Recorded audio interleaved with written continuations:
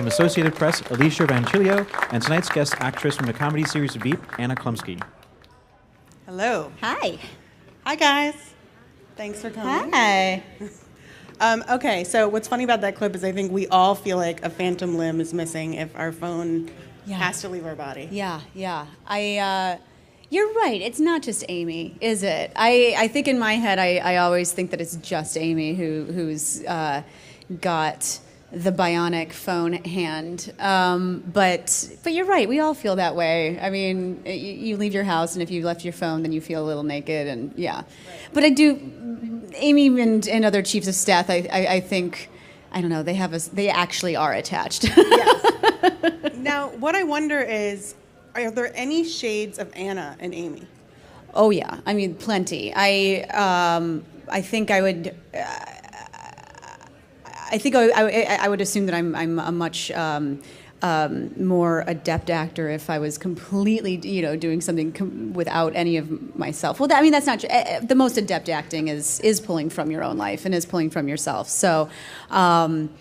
I like to think that I'm in that camp, and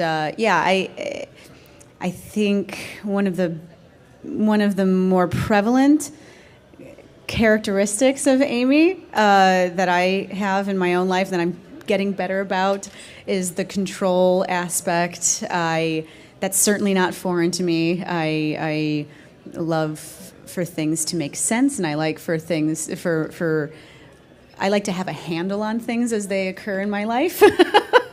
And I think as I get older and more mature and hopefully wiser, I realize that that's not always going to be the case, but Amy's behind in that. And I also think because people do rely on her to have the answers and have, a handle on all the things happening in their office. So she doesn't get to be as zen about it. Right.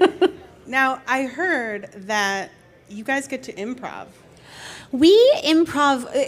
The bulk of any improv we do is in the workshops of our show. So something that's so unique to our process, especially in television, is that we get to workshop our episodes. We get to see them ahead of time. We get to all read them around a table and then get up on our feet and play around. And that's when a lot of improv comes in, where Arm or whoever's Armando Iannucci, the creator, or whoever's directing the said episode will choose scenes that they really think can be fleshed out and say, what's the character, what could your character be doing in this, and we just kind of play and see what would happen. And then the writers are all furiously taking notes, and more often than not, you'll find those sessions in the production draft. Once we have a production draft, though, I mean, really, I would say 90, and I'm going to be as accurate as I can. I would say a good estimate is 96% of what you see on camera is off the page. Like, that is written. They are too brilliant for for certainly myself and to come up with those crazy plot twists and information. So we really do stick to the script, and then if we get like 3 good takes that a director's happy with and we have some time, which doesn't always happen, then the director will come around and say, let's loosen it up or let's muddy it up. It's never to create something new. It's never to create story. That is on the page. We've got it covered. All the brilliant lines are already recorded, and then it's just to give us that documentary fly on the wall feeling, like you are eavesdropping. Right. Now, those insults that you guys just throw out at each other, yeah, and the salty dialogues, yeah, the swear words. When you're done with a work day, do you find you have to stop yourself from swearing all the time? Especially in my case, and I think any of the parents' case, because there's plenty of us in the cast now have kids, and yeah, it just becomes part of your lexicon, and it's a habit, right? It's almost like a muscle memory. Some actors. Sometimes you'll notice if you're doing like a Shakespeare play that you'll start to randomly speak in iambic pentameter in your own life. It's happened, and in the same it's the same case with our show. We speak in our own pentameter, our salty language. yeah, I always have to kind of detox my mouth when we rap. Have you had a insult, that you either came up with for a co-star or that someone came up for you that you were particularly proud of? I certainly have not come up with any of the brilliant insults. That speaks to how brilliant our writers are. They're carefully crafted and aged in barrels, those insults. But I remember there's one time in a workshop of episode, I want to say 5. It was the Finland episode, the Helsinki episode. We were all kind of figuring out what kind of trouble Dan could get himself into and what would happen, and he was apologizing too much, and he didn't like having to apologize over and over again. And then Sally, who plays Mina, the Prime Minister of Finland in that episode, was she was this well of knowledge and on everything Finland, because she's a very responsible actress, and so she had like a great dictionary, and we were like, how do you say I'm sorry? And she was like, oh, it's antiksi. And so then I thought, oh, dantiksi, and then so that kind of came out of workshops and Clever. Yeah. I was nervous it wouldn't work, and it worked. So I'm like happy with it. Yeah. Speaking of Dan. Oh. Dan and Amy. Yeah. It's an interesting dynamic. Oh, isn't it?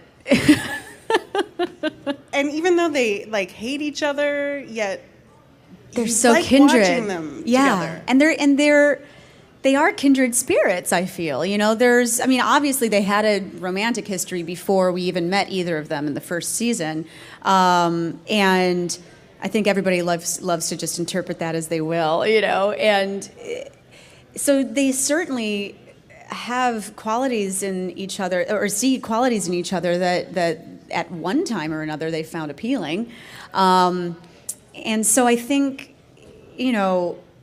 first season it was all just about her hating him, right? And I think in her head that was where she was at with him. But by second season, she's running this staff and she's stuck with this guy, and he's actually pretty talented at what he's been given to do. So, I think she was like, yeah, I'll use him to the staff's advantage, and that's my job. And, I think you can't spend that much time with each other without, remembering the qualities that you found appealing, I think. And so I think that's what's always happening with those two. Right. It's just always coming back up and be like, oh, damn it, I liked that about him. Ugh, now it's ruining our day or something. Now, I don't know if you guys are all caught up. Hopefully you are. If not, do that. So on the show, I know Amy really wanted this position. Yeah. She did not get it. No. How's that? I always kind of was like, in my head, just knowing how busy a chief of staff's day is, I was like, seriously, Amy, like you also want to be campaign manager? But I think that I personally think that she kind of ended up as chief of staff almost accidentally. Almost, it was something, I think, she loves political strategy. She loves the game. She loves winning. And so that's what a campaign's about. And so I think she always was drawn to that. I think that in my head, at least, I think like chief of staff was offered to her as a way to keep her around, because Selena, with having lost her first presidential bid and then being offered vice president, Amy may have had other offers. And so I kind of think that chief of staff, maybe, managing people and managing an office isn't necessarily her ambition, but you can't turn that down. You have, like, on the ladder, you gotta take it. And there's plenty of strategy to be done in that position. So I think that's why she took that, why she's there. But yeah, I think she was just salivating to get back into strategy and just gaming it and winning it and being the first, female campaign manager at that level. I think she just was chomping at the bit for that. But yeah, it wasn't in the cards. It's got to be cool, though, because here's somebody that's so on top of things professionally and is just on her game and 10 steps ahead to not get something. Yeah.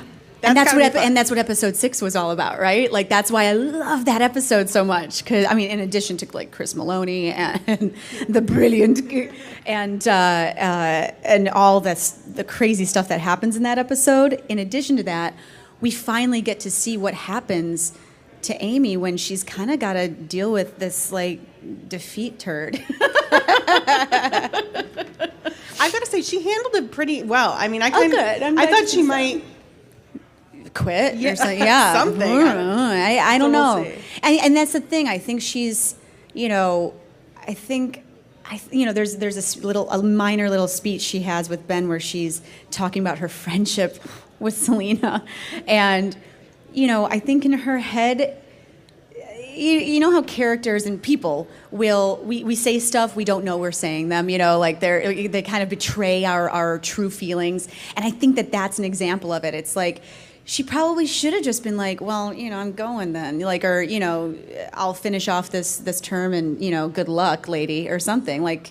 But I think there's a part of her that really does have an affinity for Selena. I mean, she's been with her for 10 years now, and really, I think she loves the fact that Selena trusts her, and I think that's what has kept her on, and she does want to see Selena become the first female president, and she's worked for 10 years to get her there, and okay, so I'm not going to manage the campaign, but God, I have to be a part of it because part of me loves this person. I don't know, is that going too far? It's so deep.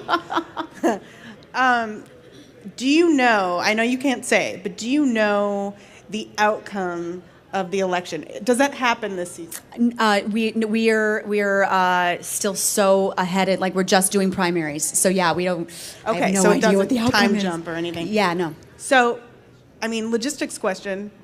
Say Selena wins. The show's called Veep. Yeah, POTUS? I don't know. God knows. God knows. There's only a few people to ask, and they're not here. They're our writers and our brilliant genius of a creator arm. Yeah, who knows what he can cook up, but yeah, I mean, it's fun to root for it, right? Yeah. Okay, Julia. Yes. What is she like? Oh. Have you met Julia? I don't know if I you have have. not. Oh my gosh, Have any of you? because I don't want to be redundant in any way if you've already experienced the glow of being in Julia's presence, because it does feel that way. She's just, as a female and an actress and a person, I'm so inspired by her because a lot of the time you think that a person can't achieve that excellence in her craft and can't achieve, and achieve such a solid, grounded personal life and family life, and also lead as well as she does. And you think, no, there's got to be cracks, and and she's human, but that makes it even better that you go, oh my gosh, this is possible. Like, you can actually eat, breathe, sleep, and be a beautiful, wonderful person and woman and mother and actress and producer and do them all well. And somehow it doesn't seem so uncanny now that I know her and now that I get to work with her every day. It's actually possible. And so yeah, she just inspires me in every corner of life. It's wonderful. I'm so fortunate to get to work with her and all of our cast. I mean, we're all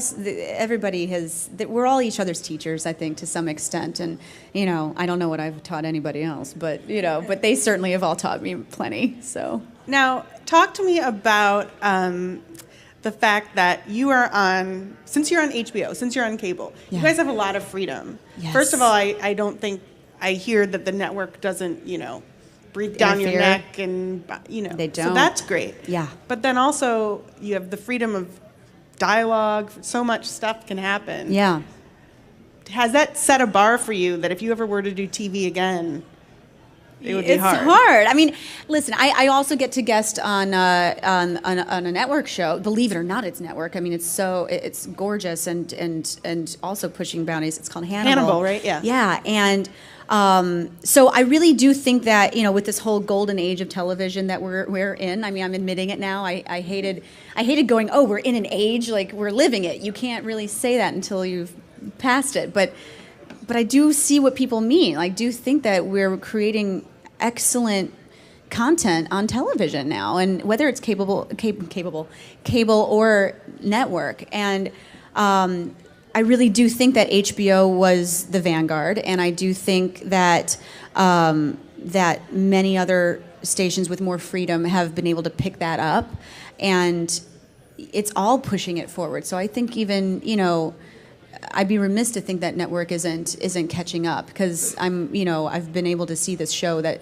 they're making these cinematic choices, and you would never think to see that those things and that kind of storytelling years before. So yeah, I've certainly become pickier, and I've certainly thought, oh God, this is really the sweet spot, and it really is. It's HBO, obviously it works, like staying out of really smart people's way is a good model.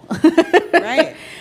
It's worked many times for them before, and it's working on our show, and it's heaven. I mean, it's really, it is heaven. It's just, you feel like you can fly when you're given that kind of trust, and I think that's why it works. Now, are you a TV person? Like, do you watch a lot of television in your free time? I do. But I watch a lot of sports, and I haven't avoided the reality bug either. Like, I'll watch my Real Housewives and my RuPaul's Drag Race. I do. I think, I don't know, it might have something to do with growing up as an only child and, just having the TV on. It's part of our culture, right? Right. Is there anything that you cannot miss? RuPaul's Drag Race, cannot miss. And right now, yeah, it's hard to miss the Nets right now. Let's see. Favorite Real Housewives city? Sorry, guys, we'll get highbrow in a minute. Yeah. It's so hard. It used to be New Jersey, but now that's not a city, but I know what you mean. I know what you mean. Yeah. It used to be New Jersey. It's, Beverly Hills is pretty juicy. I'm still saying New Jersey though, but I hear Caroline Manzo's not going to be on or something, so I don't want to. Right? She's not getting a spin-off though, maybe. Oh yeah. Yeah. Oh, well then I'm going to watch that. Okay. So yeah, without her, I guess it would be Beverly Hills. Tell me how this role came about for you, because it started. You worked with the creator. Yeah. In a film, right? Yeah. This is technically a rehire, which is even. I still even get nervous saying that, even though it's in the past and we've all seen the results. But yeah, I did In the Loop. It's a film that came out in 2009 with Armando Iannucci and our writers. Many of our writers were on that as well, and we just clicked. Like the way I like to work. As an actor, and the way he likes to work as a director, and I think the writers too. It's hard to speak for them, but I do think that this is true. We all just really, our processes all kind of gelled, and we felt that we were in the same sandbox. So we all stayed in touch, and I always wished to work with Arm again, because it was just. In the Loop was the best thing I had done to date. It just was. It was heaven. I laughed straight for 3 weeks. I met amazing people, and I was terribly proud of it. And I made the best money that I had. So it was like all possible, to have both, to have quality and to eat, which is just great. So I did. I was just he raised the bar for me and made me realize I could do it. And so yeah, when Veep came along, he had me in mind, which was like, I couldn't believe that, and so then it just kind of the channels worked, and I was available, thank God. So here I am. Well, all right, let's see a clip Yeah. of this wonderful role.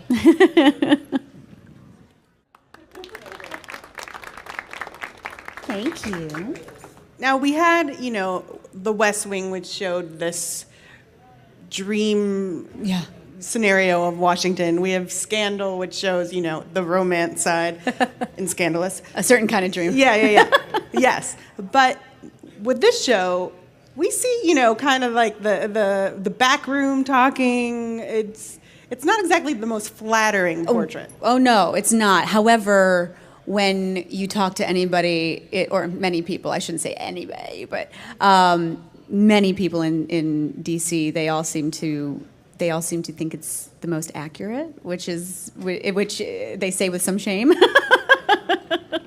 But also, I think with a love too. I think it's really.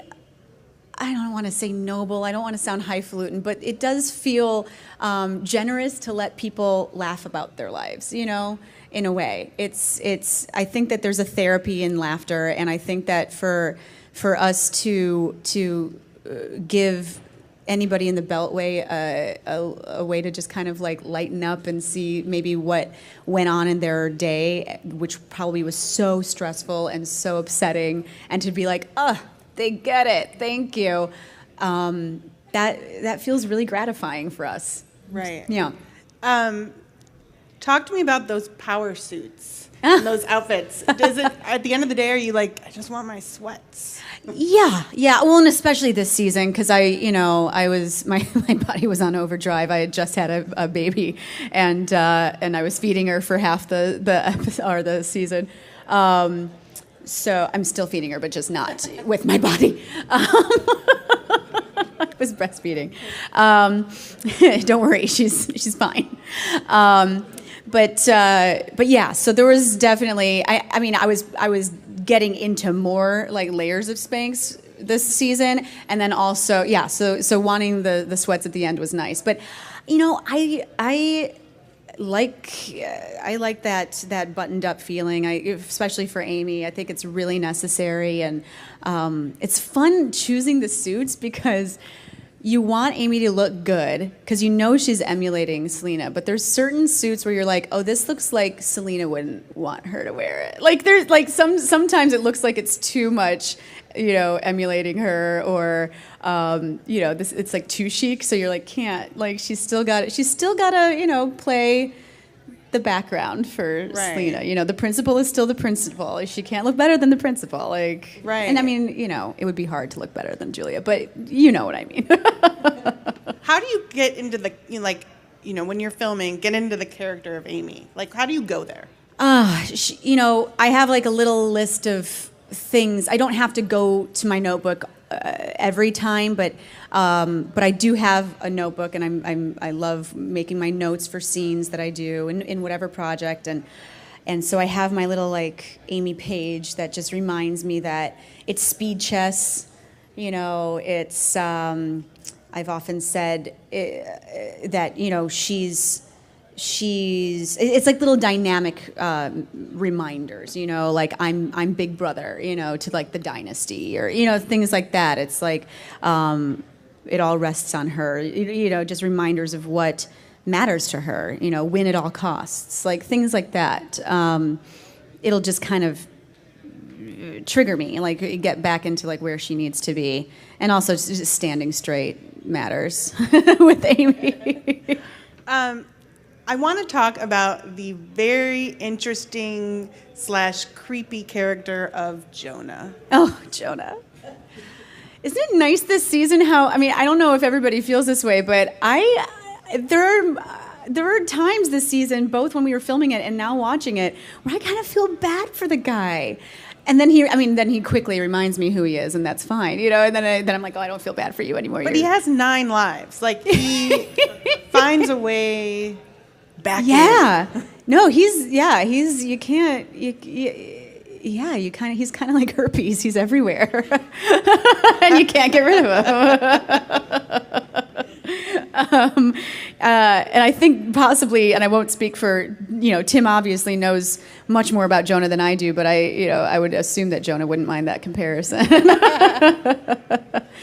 Because you got it having sex, so you'd be like, yeah, at least I got it having sex. At least I'm sexually transmitted. I don't know.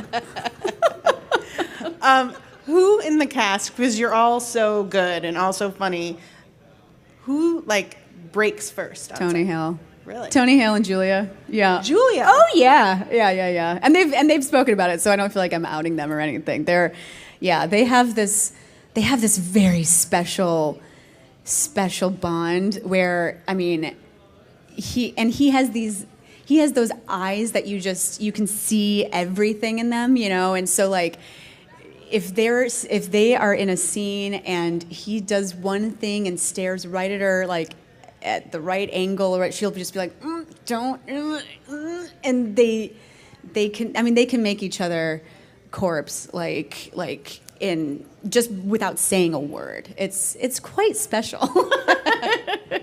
And it's very fun to watch. And of course then we all break because it's hysterical.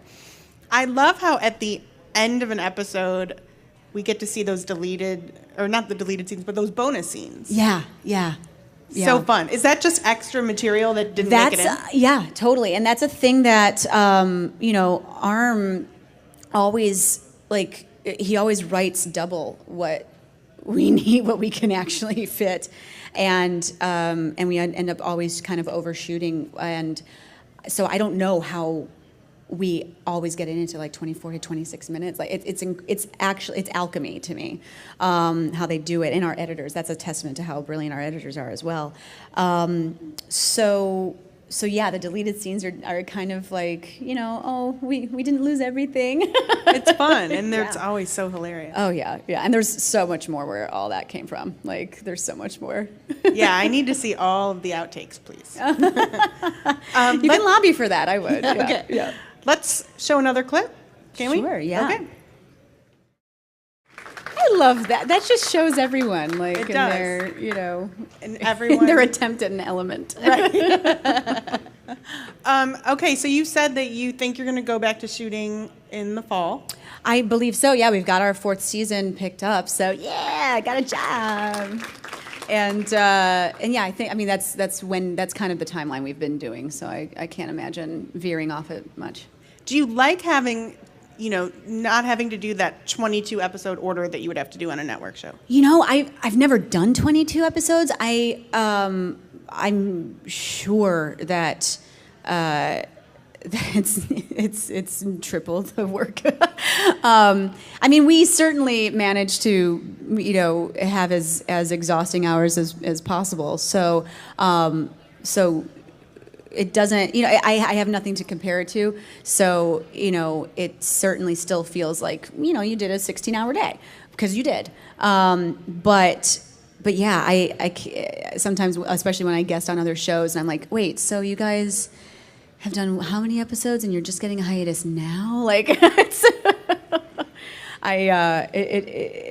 does remind me of the blessing of 10 episodes. Right. Well, yeah, because then then we all get to kind of play other roles and pursue other projects in between, and kind of cleanse the palate a little and play other roles, and before you have to do Amy for 6 more months. So that's nice. I love being Amy, but it's nice to stretch the other way too. Yeah. Yeah. Okay, now we are going to take some questions from the audience. Okay. There you go.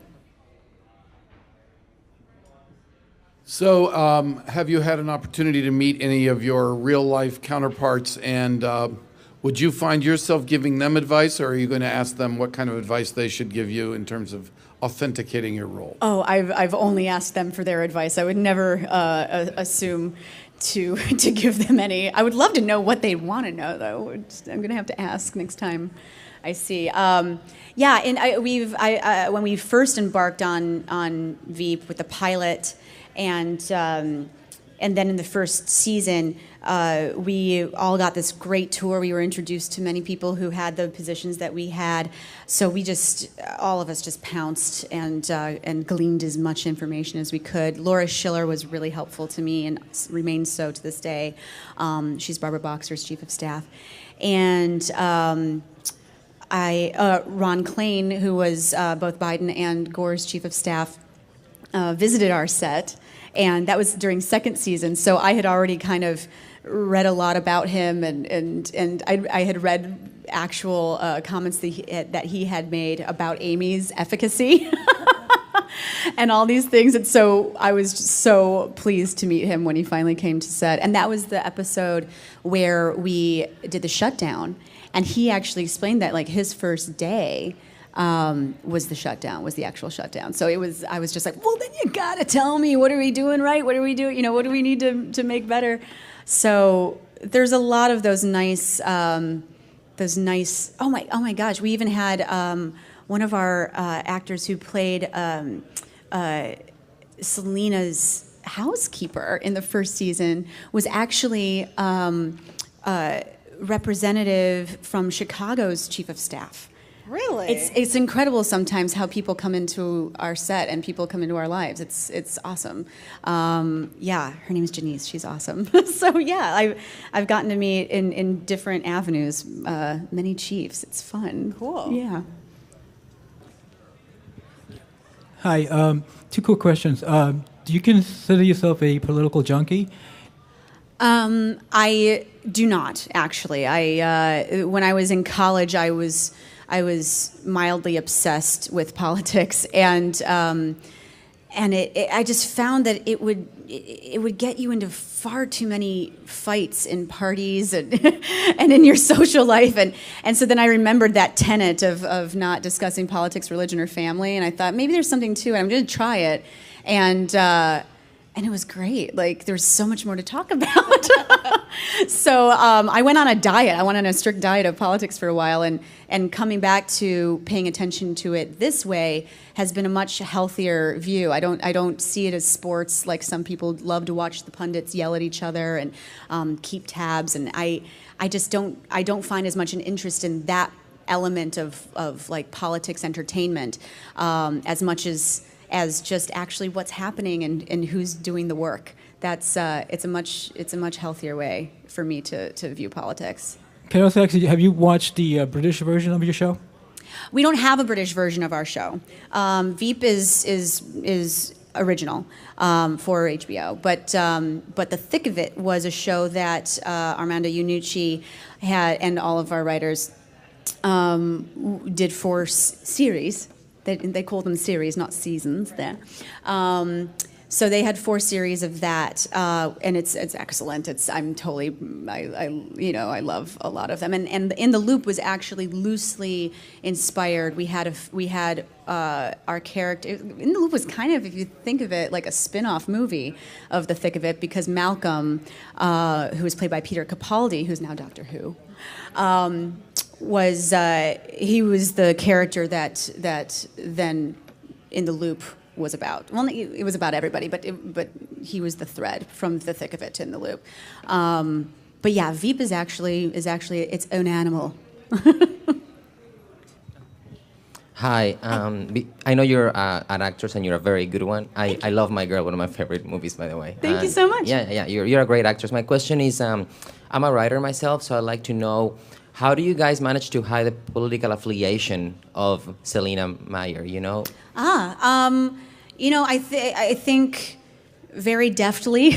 I think, it's I think probably more a question, unfortunately, for the writers than for me, because I already get it, the script figured out. But I know that I'll say this, I love that they don't mention the affiliation, because the closer you get into the Beltway, the more you realize that it doesn't really matter. Like if you look at the political spectrum, there's the left, there's the right, but if you want the maximum amount of votes, I mean, this is just logic, you need to be in the middle. And so yeah, it's much more a divisive thing once you get outside, I think, than when you are with staffers. And so their choice to kind of kind of skirt over it, I think was such a brilliant one and such a smart one, because then it removes agenda. And obviously, she has some politics that do, lean one way or the other, but she's certainly a moderate, and she's certainly. I think her political party is Selena Meyer. I think so too. Yeah, that's who she's putting all of her money in. Her super PAC is herself. What do you think of this kind of resurgence of the popularity of the vice president between Veep and Joe Biden has a ridiculous fandom. He's amazing, isn't he? I think, I don't know, it's interesting. That's kind of, that must be a chicken or egg question, because I like to think that Arm just, shot up in bed and went, oh, the vice president, what? That's rife with comedy. Yes.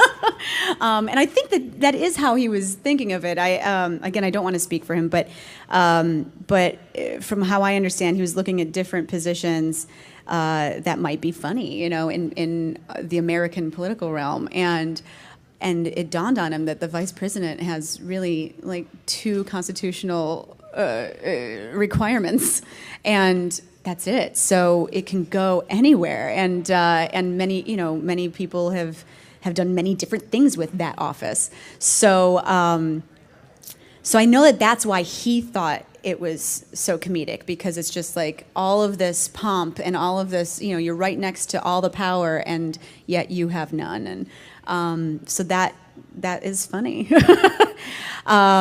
And yeah, as far as Vice President Biden goes, he's just found his wheelhouse, hasn't he? He's just he's making the most of it, I think. And also the beauty, I can't speak for them, but I think the beauty of what we see in their office is that they do seem to be symbiotic, the president and the vice president, right now in our administration.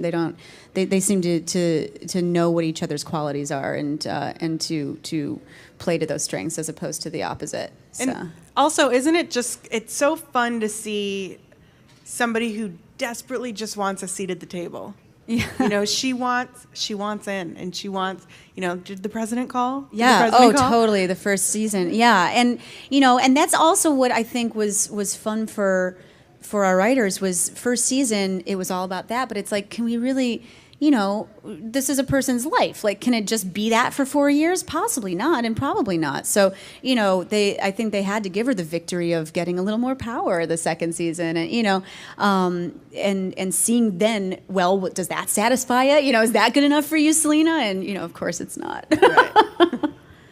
Hi. Hi. First, I know you are so gorgeous, and you are Thank you. really funny. Oh, thank you. And congratulations, you have a baby now. Yes. So you're busy every day. Yes, Okay, my indeed. question. Thank you. I remember you won MTV Movie Awards, a Best Kiss. Yes. So do you still remember Macaulay Culkin's kiss? How was it? Then do you still have a trophy, MTV trophy? Thank you. Yes, the trophy is in my mother's basement somewhere.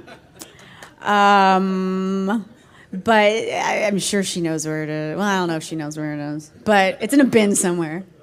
But we have it, and it wasn't a Moon Man either. It was the first year they did it, so it was this huge plastic reel of film. It was fake film. It was this big plastic toy film reel. And yeah, I was 10, and it was a What's it like to win an award at that age for that? Completely over my head, really. I think that you're put in that position, and it's fun. I remember the thing I thought was so much fun. Oh my God! No, what was the coolest thing about that night was I met Luke Perry, which in that time was huge. Oh my God. I was beside myself. And I met Billy Crystal, who also, City Slickers was out at that time, and he was making me laugh so much. So that, and this is another neat thing. So I'm up, this is so funny because I rarely do talk about anything that happened when I was 10, but I was accepting the speech, or I was doing the speech, accepting it, and in the audience, my cousin His name is Vicky Fox. That's his stage name, but we all have stage names. And so Vicky Fox. He's a drummer, and at the time he was the drummer for Vince Neil, because Vince Neil had gone away from Motley Crue for like a year or two, and so my cousin Vicky is like in the audience, and he's like, hey, and I'm like, what is he doing there? So it was actually a family affair, because he was performing that night. He was, Oh my God. and I had no idea. So it was, yeah. I mean, that's pretty cool, right? Yeah, that is really cool. And he's a great drummer, so there's that. There's a bonus. Talent runs in the family. Yeah, I guess so. Okay. That's our time. Thanks, folks. guys. Do not forget to watch Veep on Sunday go nights. shopping.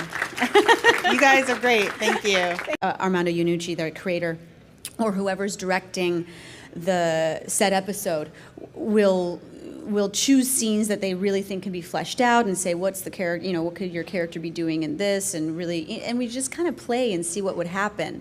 And then the writers are all furiously taking notes, and more often than not, you'll find those sessions in the production draft. Once we have a production draft, though, I mean, really, I would say 90, and I'm going to be as accurate as I can. I would say a good estimate is 96% of what you see on camera is off the page. Like, that is written. They are too brilliant for for certainly myself and to come up with those crazy plot twists and information. So we really do stick to the script, and then I think as I get older and more mature and hopefully wiser, I realize that that's not always going to be the case, but Amy's behind in that. And I also think because people do rely on her to have the answers and have, a handle on all the things happening in their office. So she doesn't get to be as zen about it. Right. Now, I heard that you guys get to improv.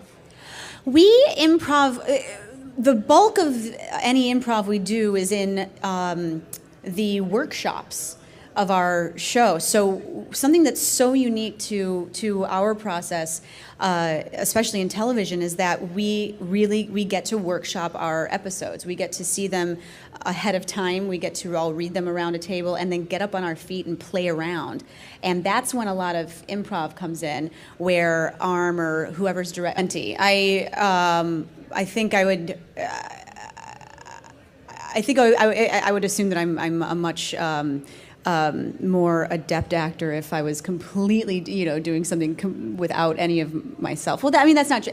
The most adept acting is pulling from your own life and is pulling from yourself. So, I like to think that I'm in that camp. And I think one of the more prevalent characteristics of Amy that I have in my own life that I'm getting better about is the control aspect. That's certainly not foreign to me. I love for things to make sense, and I like for things I like to have a handle on things as they occur in my life. And if we get like 3 good takes that a director's happy with, and we have some time, which doesn't always happen, then the director will come around and say, let's loosen it up, or let's muddy it up. It's never to create something new. It's never to create story. That is on the page. We've got it covered. All the brilliant lines are already recorded, and then it's just to give us that documentary fly on the wall feeling, like you are eavesdropping. Right. Now, those insults that you guys just throw out at each other. Yeah. And the salty dialogues, the swear words. When you're done with a workday, do you find you have to stop yourself from swearing all the time? Especially in my case, and I think any of the parents' case, because there's plenty of us in the cast now have. From Associated Press, Alicia Vanchilio, and tonight's guest actress from the comedy series Veep, Anna Chlumsky. Hello. Hi. Hi, guys. Thanks for coming. Hi. Okay, so what's funny about that clip is I think we all feel like a phantom limb is missing if our phone has to leave our body. Yeah. You're right. It's not just Amy, is it? I think in my head, I always think that it's just Amy who's got the bionic phone hand. But you're right. We all feel that way. I mean, you leave your house, and if you left your phone, then you feel a little naked, and yeah. Right. But I do. Amy and other chiefs of staff, I think, I don't know. They actually are attached. Yes. Now, what I wonder is, are there any shades of Anna and Amy? Oh yeah. I mean.